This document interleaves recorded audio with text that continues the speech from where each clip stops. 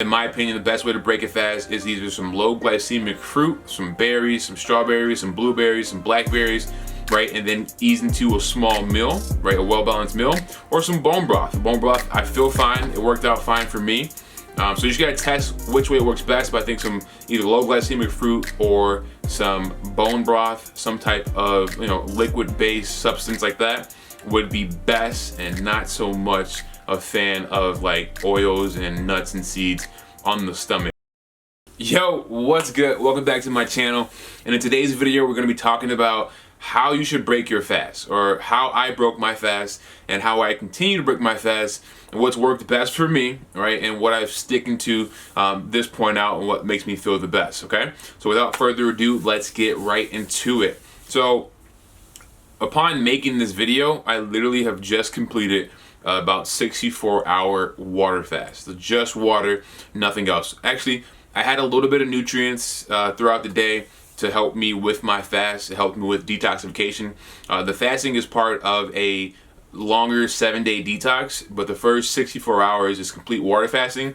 And then on the lunchtime on day 3, I'm able to eat some food, okay? And so I broke my fast today starting with some bone broth. So just bone broth, organic bone broth, heated up in the pot, and I sipped on that while I was preparing my meal, okay?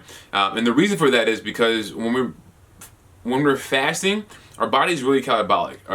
Our stomach shrinks, and then the mucosal lining in our stomachs starts to get weaker, right? And so if you throw in a lot of food at one time, your stomach is small, and so your body's not going to be able to handle it, from a lot of stress on the body.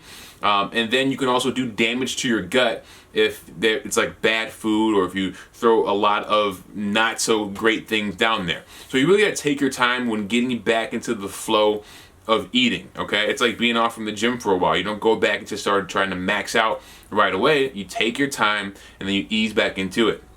So I broke my fast with a cup of bone broth. Like I said, just bone broth, no onions or garlic or anything like that inside of the bone broth, just bone broth, because the idea is like it's got some collagen in it. It's good for the gut, and it'll help, seal that lining of my gut, right, and get that mucosal layer back.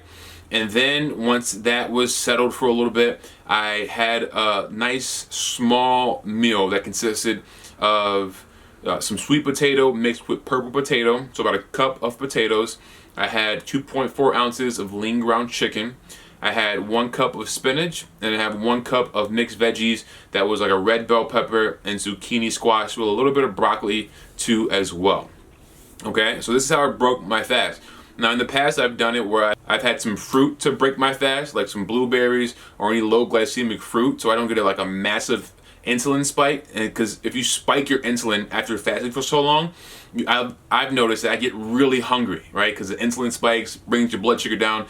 I'm hungrier than I was before I even started eating, and so that's why I like to have like a small insulin spike and not eat something super like I won't eat like a bunch of bananas or any like big amount of food, because I don't want a super spike in insulin and then to go on this like downward spiral of like eating.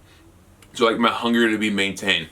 And so that's why I did a little bit of bone broth. Like I said, I like fruit too as well. And I'm just trying out the bone broth because I heard it's good for your gut, and I heard it is light on the stomach and it gives your body a little bit more protein, amino acids. And so I've just been trying that, right? I have tried having some nuts or some seeds or some oil in the past, and that just didn't work for me. I didn't like the way it made me feel. I felt like a little weird. And so I would say, in my opinion, the best way to break it fast is either some low glycemic fruit, some berries, some strawberries, some blueberries, some blackberries, right? And then ease into a small meal, right? A well-balanced meal, or some bone broth. The bone broth, I feel fine. It worked out fine for me.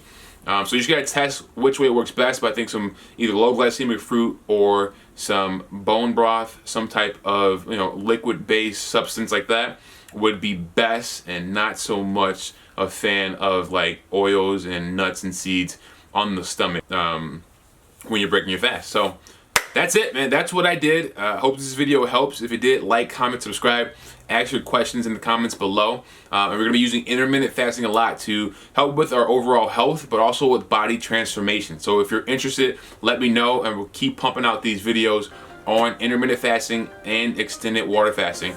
Okay, so that's it. Thank you for watching, and I will see you guys in in the next video. Peace.